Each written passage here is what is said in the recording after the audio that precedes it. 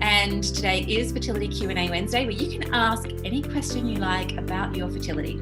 Can being vegan affect male fertility negatively? No. I mean, obviously, being vegan, if you are low in B12, that's an issue. For women, it could be low in iron as well. Men are not low in iron. Men should never take iron supplements on that note. Only women need to, because we're the ones that menstruate, which makes sense. So no, vegan is the healthier alternative. That being said, if you've got digestive issues, or for me in particular, I'm very sensitive to chemtrails for my genetic makeup. Heavy metal toxicity puts my hormones out, makes me very tired, suffering with chronic fatigue, adrenal fatigue, all these kinds of things. So it depends on, are you a super healthy person or not? And usually the more spiritual you are, the more sensitive you are. So for me, being vegan is great. I was vegan for a couple of years, but I know that I do well if I have things like bone marrow. And I'm an O blood, I crave meat. I was a very angry vegan, really wanted to eat meat, but I was restricting myself. I'm very angry at people who were eating meat, and I was very sensitive. It really heightened my sensitivity to lots of things, like even seeing a vine climbing a tree and strangling a tree really upset me. So now I'm more fluid with my food choices. But to answer your question, Jamie, can vegan affect male fertility negatively?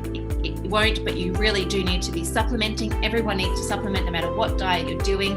Obviously, if you're having meat, you've got to be avoiding hormones. And obviously, you want to be eating as clean as possible. So if you're having meat, it can lead to heavier periods, endometriosis, fibroids. So you've got to be making sure it's being digested properly, clearing out of the gut properly, and doing some detoxes. You must be able to detox yourself if you're consuming levels of toxins. Because the thing is, when we have other life sources of food, be it plant, be it animal, we consume their emotions.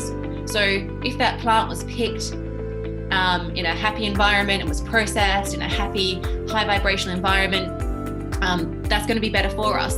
If that animal didn't have much well-being, and usually if you're having non-organic meat, a lot of them are pumped with antibiotics because their welfare is so bad that they wouldn't survive without the antibiotics.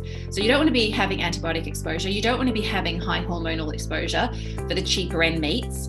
And if you do get that, you need to clear it out of the body, because it will be affecting your fertility.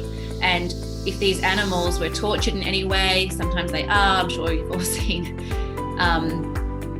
videos about that. I mean, what made me go vegan, whilst I was sitting there eating my 2 lamb chops, I was told, if you watch Earthlings, you'll go vegan. I thought, really? I love meat so much. As I'm eating away, bawling my eyes out, couldn't eat meat for 4 years after that. So, when you watch these kinds of powerful documentaries that really move you, you can see how the effects of animals' well-being and their feelings, which you end up digesting. And also, if you are one of those people that digest your emotions, causing digestive issues, then this also causes havoc in the body.